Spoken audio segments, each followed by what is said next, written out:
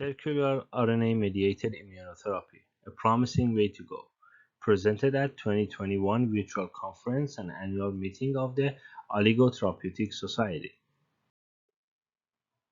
Let's start with some highlight features of circular RNAs or oRNAs. oRNAs are single-stranded and closed-long non-coding RNAs that produce by back splicing. oRNAs reduce immunogenicity and could extend translation during in vivo. They also demonstrate high stability due to the lack of 5-UTR and the tail. oRNAs also demonstrate outstanding potential in anti-tumor immunotherapy as tumor antigens for immune responses. Purified exogenous oRNAs don't trigger RIG1 genes and toll-like receptors in overexpression cell lines. And also, RNAs don't provoke innate immune responses, and they are compatible with the lipid nanoparticles or LNPs. Let's take a look at the cellular entrance of circular RNA and how circular RNA evades detection by toll-like receptors. Biogenesis of circular RNA or oRNAs.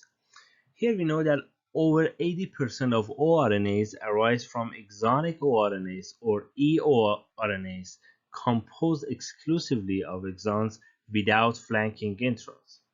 We also know that exons accompanied by flanking introns that have not been degraded during back splicing compose exon intron oRNAs or EIORNAs. We also have intron-derived oRNAs that are produced through a lariat-derived mechanism depending on a consensus GU-rich domain. And also tRNA intronic oRNAs or tIORNAs originate from pre-tRNAs cleaved by the tRNA splicing endonuclease complex.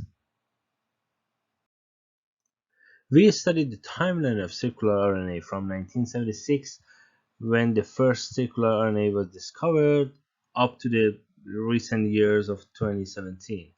1976, as I said, first circular RNA was discovered, and then 1986 we had the first circular RNA in human that was identified. 1988 circular RNA stability was done, and then 1998 we had circular RNA translation in vivo. 2012, the first use of RNA sequence to identify circular RNA in human was done, and then next year we had the first mRNA sponge identification.